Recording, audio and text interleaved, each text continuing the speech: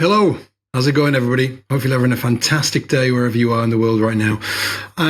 Today is going to be actually a solo show from myself, so Ian's not going to be joining me, and I'm going to be doing over the next few weeks a bunch of solo shows like this, all focused on the album that we're about to launch at the beginning of October. And I say we because it's myself and my partner in crime, Simon King.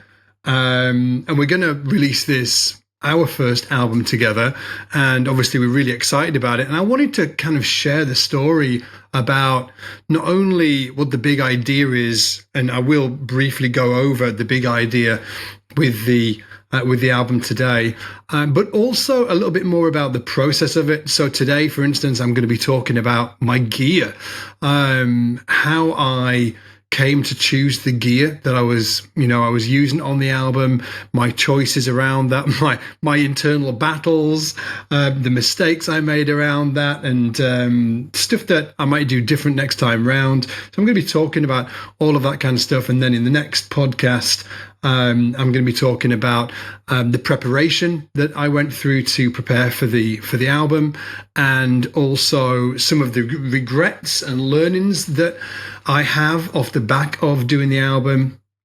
And then as we release the album onto YouTube, because we're going to be releasing it one track every single week onto YouTube, I'm also going to be releasing a podcast episode along with that, and kind of give you this sort of like the director's cut where we can listen to that track together, and then I'll give you insight into how I approached playing it, what I was going for, where I was struggling maybe, things that I did to prepare for that particular track, just to really take you on a journey through the album. And hopefully by sharing this stuff, you'll be able to take away some of my learnings and some of my mistakes that I went through, and save yourself, of making the same mistakes. So I'm going to be sharing that as well as we go through this. And also, as well, just to let you know that we've actually transcribed the entire album as well. So you can get all of the tab and the notation for the entire album. And I've decided to give it away for free because I want to inspire people to try and learn this music and learn the lines, and it was incredibly inspiring for me recording it and performing it. So hopefully I want you guys to go through the same experience as well. And obviously the tunes are challenging and they're really fun to play, and it's good to stretch yourself like this. So yeah, I think that you're going to have a blast doing it. When we release the album, I think it's the first week of October, releasing it, what I'll do is I'll make sure that in the podcast I'll mention what URL to go to, so you can grab the free ebook there. Because what we've done, we've created an entire ebook around the album, and again with all of the tab and notation and all of that fun stuff in as well. So I will keep everybody up to date with that. Hopefully you're on the email list over at Scott's Bass Lessons, because that's kind of like our primary way of telling you where to get all of the free stuff. So definitely get yourself hooked up with that. And also, should I mention it now? Maybe. Should I mention it? Well, alongside the album, we're doing a giveaway. I will mention it. We're doing a giveaway. And as with many of our giveaways, there's always, or many times there's been a charity element to it, where we've partnered with Pencils of Promise, and this time we're doing exactly the same. We've built multiple schools now by partnering with Pencils of Promise, and powered by you guys. Yes, we've given away amazing basses, but off the back of that, we've also raised hundreds of thousands of dollars in conjunction with Pencils of Promise that we've donated to Pencils of Promise, and they've helped us to build schools in developing countries around the world. And so we're doing the same thing. Whilst we're releasing the album, we're actually giving away 5 of my own personal basses. Maybe some of the most important ones to me personally. I won't mention all of them because I don't want to give it all away. And I know that some of you, or most of you, are going to be incredibly excited when you see the basses I am giving away. But the most important bass I'm going to be giving away in this giveaway is the bass that I recorded this album with. And it is insanity. If you're wondering, have I gone slightly insane? Yes, I have gone slightly insane. But it's an incredibly important, thing that we're trying to do with this giveaway, because there's millions of kids in the world right now that haven't got access to school.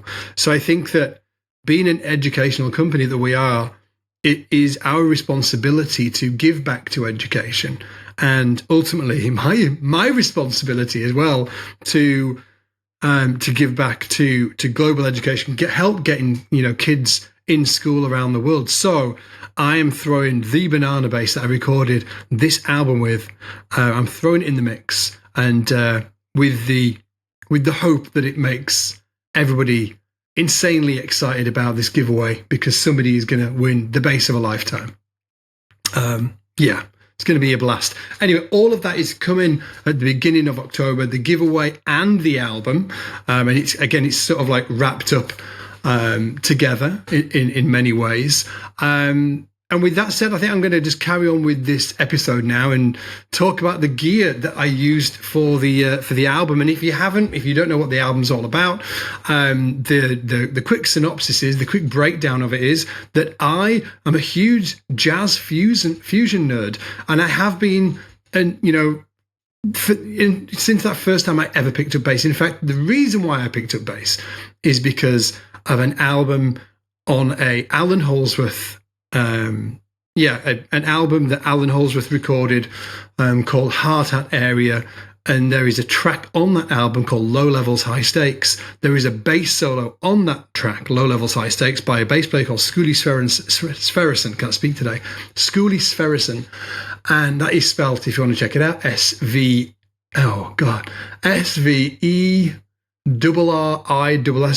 something right like that. If you write, and Skuli spelled SKULI. And I heard that solo, and I was like, oh shit, I think I'm going to be a bass player. It was really that solo that pushed me over the edge. So it wasn't like it was for so many people. It wasn't James Jamerson. It wasn't Marcus Miller. It wasn't that. For me, it was actually a bass solo that really gave me the kickstart to really start chasing the bass as a possible lifelong journey that it ultimately turned into. So and Alan Holdsworth, the band leader of that album, was like it was jazz, right? It was improvisational jazz. It was with rock elements. It was jazz fusion, and through that I was introduced to bands like Weather Report with Jaco Pastorius, and then Victor Bailey through Weather Report, and all of Victor Bailey's solo albums that I like, Low Blow and all of those albums, which are incredibly important to me. Through that, I learned about Gary Willis and Tribal Tech, and then Uzeb and Elaine Caron, and all of these incredible bands, the Chick Corea Electric Band with John Patitucci, and I really fell in love with the music. And over the years, jazz fusion, that style of music has really not ceased to exist, but it's certainly not cool anymore. And I say frickin' blah to that. Phooey. I think it's frickin' awesome. I love I love fusion for what it is. I think it's an incredibly important music, and incredibly challenging music, and fun music, and I love it to listen to. I love playing it.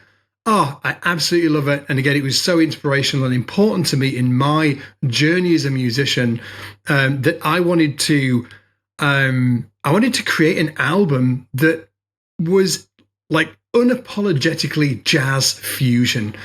It was just like they, it had all of the elements that those great bands in the late 80s and the early 90s had. So I reached out to Simon King and said, hey, I would really love to make a fusion album. Do you want to do this? And he was, because I knew that he had just these amazing composition chops, and he was like, absolutely. So that's when the Divine King project was born, and and here we are, just a few weeks before the release of the album. So what I thought I would focus on in this particular episode is gear, the gear I used, why I used it, why I chose it, and the internal battles I had about it, and all of that fun stuff. So I'm going to start off with the bass first of all, because that's the most important thing, right? For all of us, what bass are we going to use when we're, doing a gig or a recording or an album? And I had aspirations of, I went through, I guess, journeys. There were cycles of this. And if you are a regular listener to the podcast, you will have heard those cycles. You'll have heard me state, I'm going to do the entire thing on a fretless. And I actually went on a hunt for a fretless and bought a fretless to record the album with. And then, and I'm not sure, the sequence of this, but then I got a Ken Smith, and I was like, it's because there's something like that I absolutely love about the Ken Smith sound. There's something about the mid quality in those basses that I don't think is like anything else. So I have this passion and love for fretless bass, Jaco Pastorius, Gary Willis, Elaine Caron, my influences, right? I've also got this passion about the Ken Smith sound. The mid quality, the way that it cuts through in the mix is just second to none. It's just bonkers. And then I also had the banana bass, which was in the running, right? So I had my F bass, and I kind of went around again in these cycles of what bass am I going to use? Now, some of you might be thinking, why not use all of them? And which I absolutely could have done, and many people might have done that. But for me, when I run through my influences, Gary Willis, Victor Bailey, Jeff Andrews, Elaine Caron, Jaco Pastorius, Anthony Jackson, Lincoln Goines, like all of these giants, John Patitucci, there is one thread that connects them all. And it is the thread that they have an instrument that they have dedicated themselves to. They are not swapping around like multiple basses. That's not the vibe. The vibe is that they are trying to find an instrument that they can develop their own voice on. And I love that idea. That is so ingrained in me that when I hear people talking about swapping out basses and it kind of drives me crazy. Not that there's anything wrong with it. It's just so not what I'm about from a fundamental standpoint. I just love the idea of finding Excalibur, the bass that I will bond with, and we will learn about each other, right? And I will craft my personality, my approach, and everything. It will be born out of that bass. And I think it actually does happen like that. I do think that there is huge value in dedicating, maybe dedicating is the wrong word, but finding that partner that you want to find your voice on, and doing that as a partnership, you and the instrument. And I think that if you're swapping out multiple instruments, you're not going to have that experience. It's going to be different. So that's why I was really trying to find Excalibur. And along the process, I recorded, like, if you're wondering, well, how did I get to I did mention it earlier. I ultimately ended up doing it on the yellow F bass, the banana bass that everybody knows it as, right? Which is a 5-string fretted bass. It's just an absolutely phenomenal bass. And again, I went through a process of trying all of these basses, and I had the tracks. So what I was doing to help me decide what this bass was that I was going to use on this album is that I was recording a lot of clips of me playing the different basses. I would play them all on the fretless. I'd play them all on the Ken Smith. I'd play them all on the F bass, and then I would listen and watch back. And in fact, a lot of those clips are over on Instagram. If you go to my Instagram stories, you will see a lot of the old practice clips. I was posting them up on Instagram, so go check them out on the SBL channel. So I was recording a lot of the basses, reflecting on what it sounded like to within the mix of the track, but also what it felt like to play as well. And that was a big part of why I settled on the F bass. Actually, there was something I absolutely loved about the Ken Smith and I will say this, when I listen just from a tonal standpoint, when I listen to the F bass and the Ken Smith in the practice tracks that I did, I think that the tone that I was going for was actually more the Ken Smith. That was more what I was hearing on this album. But I actually gravitated towards the F bass ultimately for recording because I found it to be more playable for me. It was just more comfortable. And maybe that was because I just played it more, but I also think that I got the setup dialed in more. I struggled getting the setup that I really wanted on the Ken Smith. And also what I loved about the F bass is that I could get the playability really dialed in. So that was killer. So I got the playability dialed in, but also the curvature of the F bass pickups matches the curvature of the neck. So I can raise the pickups quite high and they act as a ramp as I'm playing. And I didn't have that on the Ken Smith. And I really wanted that. It's kind of like a key part of my technique when I'm playing music like this, is that I really love the feel of the pickups close under the strings. So I've got that ramp kind of feeling under my fingers, which has obviously been popularized by players like Gary Willis is the kind of the guy that, that comes to mind for me. But you can get that kind of vibe on an F bass as well. So ultimately, even though sonically, I was gravitating more towards the Ken Smith, I didn't think that I'd be able to. I felt like I was going to just perform better on the F bass. Not that the F bass sounded bad or anything like that. I just thought I was going to do a better job of the performance on the F bass. So that's why I decided to go with the yellow banana bass as the bass that I wanted to use on this album. And fretless, there was a good few weeks where I actually thought I was just going to do it on the fretless, but I kind of crumbled last minute, actually, maybe 2 or 3 weeks out. I'd not really decided up until very, very close to the finish line in terms of what bass. I think maybe a week, 2 weeks out, I didn't really know what I was going to use. A huge element of me wanted to use the fretless, but there was definitely part of me that just shit bricks about it. And I was just this is going to be incredibly difficult to actually pull off, because there's no room for error. We're flying these guys in from the States.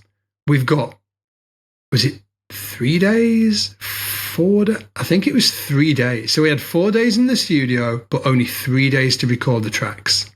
And be under no illusion that we weren't rehearsing on that fourth day. We were just setting up and getting sound and stuff like that and getting bedded in. So we just didn't have the time to rehearse any of this stuff. The rehearsal was going to be the recording, and ultimately that is exactly what happened. So I didn't want to put my fear was that I was going to put myself under crazy pressure. I was going to have to worry about intonation and playing in tune and all of that stuff that is important when you're playing fretless. And ultimately I crumbled and I was like, shit, I'm going to use the yellow F bass because the playability is amazing and I feel like I'm going to do my best version of a performance on that bass for this project. In hindsight, should I have played the fretless? I don't think so. I'm not 100% certain of that, though. I'm kind of like undecided on it. I'm undecided. But I am very certain that I picked the right fretted bass on it.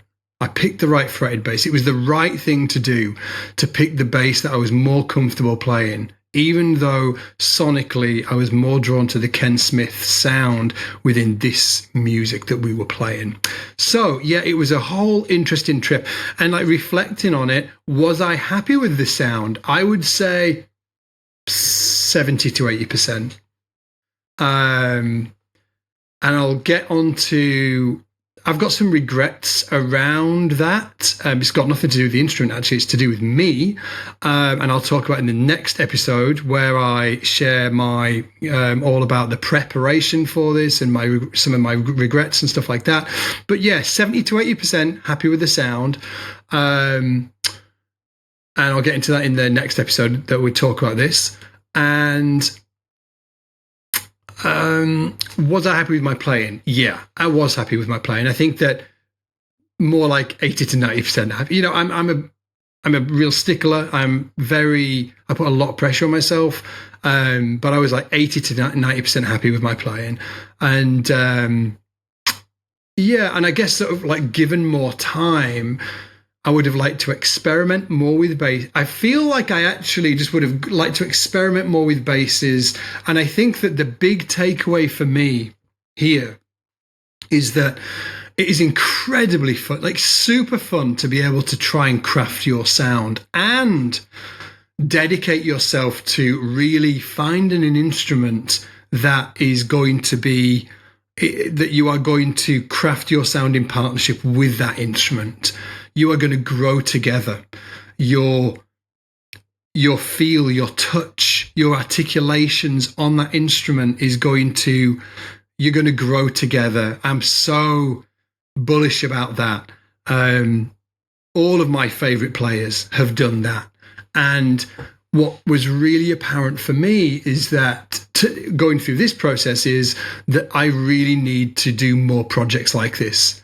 And yeah, to do this, to go on that journey, to find Excalibur, to find that instrument that we're going to go on this journey together. It's not the same if you're not involved in a musical project, because there is a certain pressure and focus and deadline that comes through being involved in a musical project like this. So I really do recommend that you should be searching out musical projects that you're getting involved with it, whether it's your own thing or somebody else's thing, and trying to develop your own sound, your own vibe with this instrument, searching for Excalibur. Come on this search with me, because I think it's such an incredible experience and something that I'm just really excited about doing in the future. Really, really stoked about the opportunity to do what I've done and the opportunity to carry on that journey and keep searching for this instrument that I'm going to grow with. So that's kind of sort of like everything on the bass side. On the amp side, I actually kept it really, really simple, super simple. I had a Trickfish head, so their 1K head Trickfish. Shout out to the guys over at Ryan and Justin over at Trickfish. Just I absolutely love their equipment. Just so great. So I went into a Trickfish head, into a Trickfish cab, and the cab was actually not in the room with me. It was in a separate room because I wanted to be able to record we were all recording live in the room, and I couldn't have the bass booming out the room and going down all of the mics and stuff like that. So we had to do that. But it was also really beneficial because it gave me the ability to create these amazing backing tracks. If you're a member of SBL, I should say that I have recorded an entire course where I teach you every single track on this album. So look out for that. It's coming very soon. And so it gave us the ability to, we'd record the album, but I can also just remove all of the bass from the album, which is really fantastic. So I went into the Trickfish 1K head, into the Trickfish cab, and then in terms of DI, I just came out the back of the Trickfish, and we actually A/B'd with a bunch of different fancy ass DIs and all of that. And I really preferred the DI out of the back of the Trickfish. So there you go. I thought I was going to gravitate to some sort of standalone DI, but I actually gravitated towards the DI that came out the back of the Trickfish. So in terms of any takeaways as well on the amp side of things, actually, not really. Other than I don't really dig recording with cans only. That was a drag.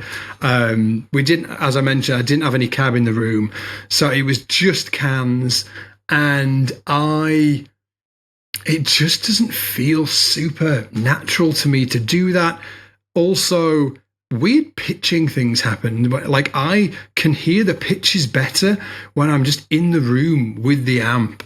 When it's just cans, it's weird. I just can't hear the pitches as well as I can do when I can hear it in the room. And interestingly, just yesterday, I was we were recording something for SBL with Yannick Wisdala, and he's done his last album, Cans Only, and he said the same thing. He said he's got this weird thing like pitching when he's recording with cans only, even though he said he will do it again. And then Ian, I was talking to him earlier today, and he said the same thing. So it's a common thing.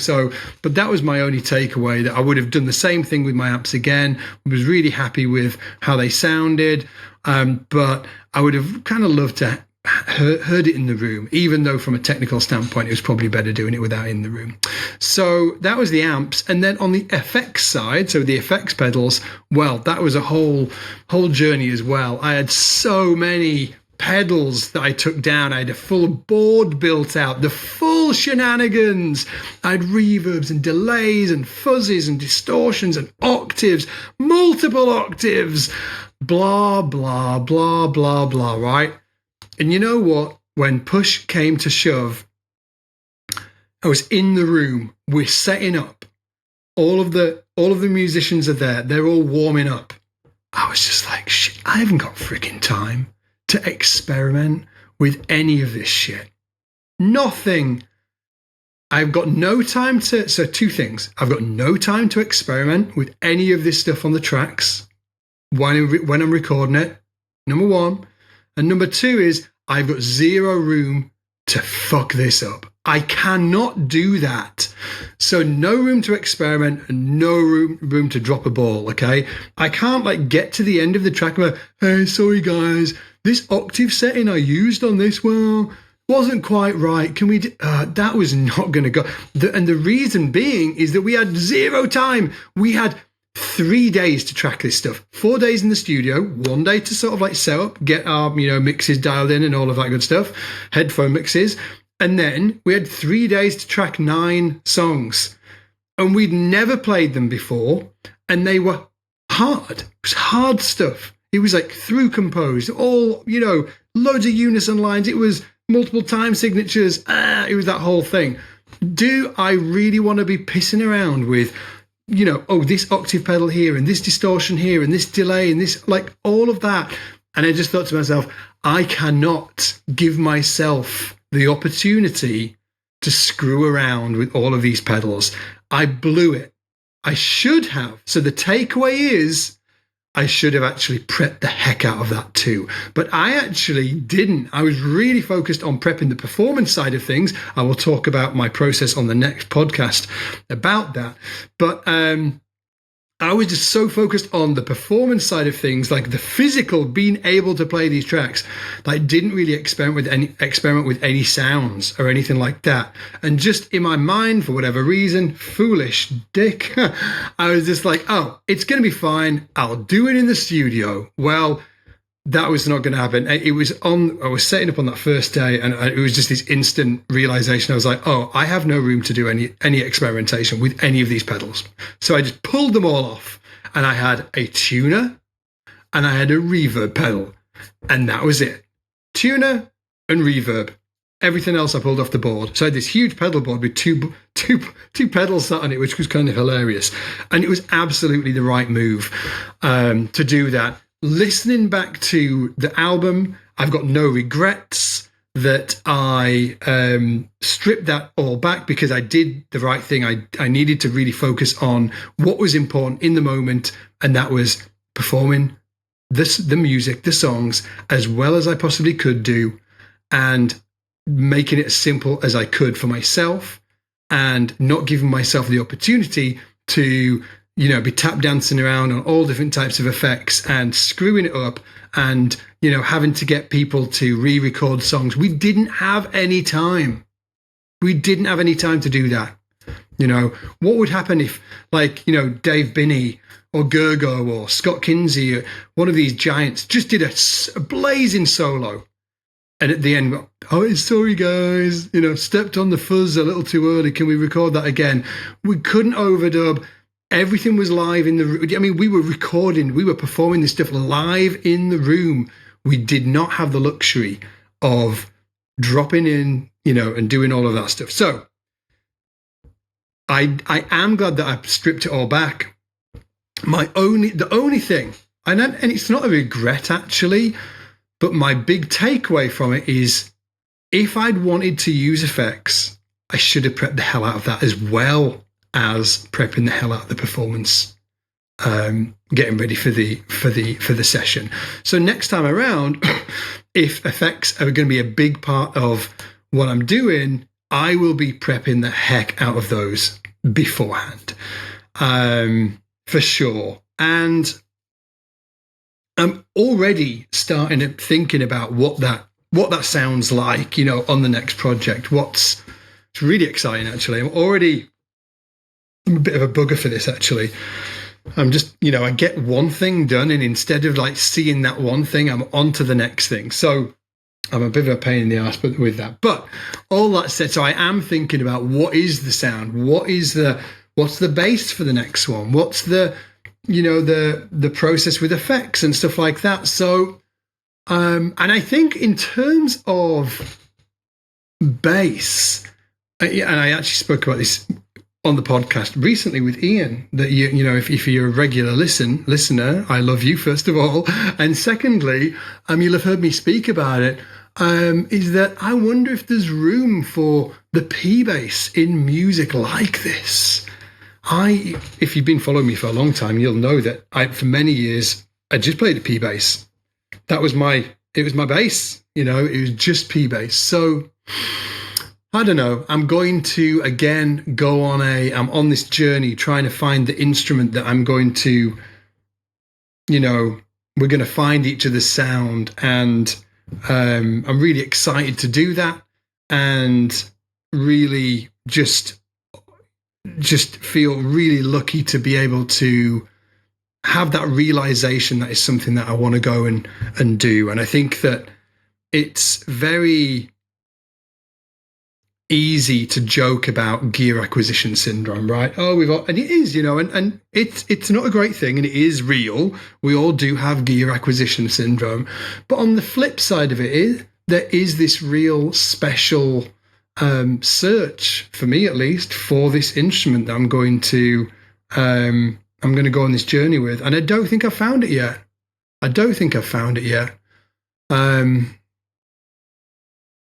Who knows? Who knows what's going to happen in the future? But if you're a listener of the podcast, I will be sharing it with you.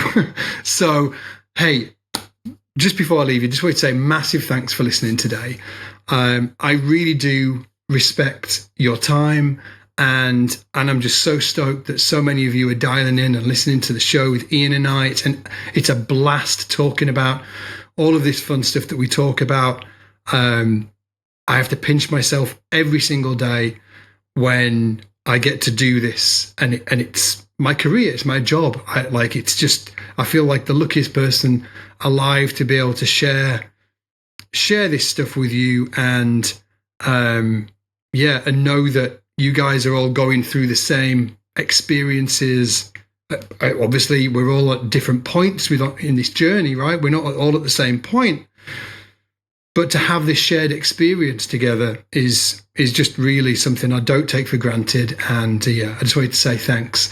Now, also before I go, just to remind you, when we release the album first week of October, we've also created an entire free ebook. So you're going to be able to get the ebook completely free. I'll be sharing the URL via email, so make sure you're hooked up on the email list over at Scott's Bass Lessons. I'll also mention it on an upcoming podcast episode as well. So keep a lookout for that. You definitely want to get the free ebook. And if you're a member, so I lost my train of thought there.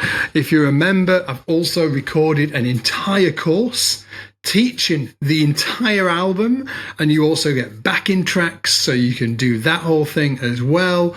And remember, I'm also going to be doing a giveaway alongside the album launch, and the giveaway is going to be my personal basses. And the one that I think that's going to be most important and most exciting to so many people, I'm hoping anyway, is the banana bass that I actually recorded this album with. And again, I'm definitely going to shed so many tears when I see that bass go, because I actually, just to put it out there, it sounds weird to say it, I haven't, like, that's my bass. I haven't got another bass. Like, I've got basses I own. But, well, actually, just reflected on it now, well, I've got a couple of P basses that I really love, but other than that, I'm like giving away like my basses. So yeah, it's gonna be interesting. I'm looking forward to figuring out or experience what that feels like when I lose those basses, and I mean that in a good way. I know it's going to a great cause. So, but I am excited about, hey, where's this going to lead? What avenue? What adventure is this going to take me on?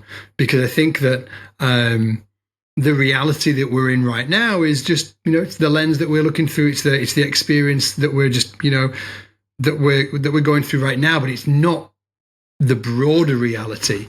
And I think that I'm just excited about, going on a new journey and sharing it with you guys. Anyway, with that said, I just want to say thank you again for listening to the podcast.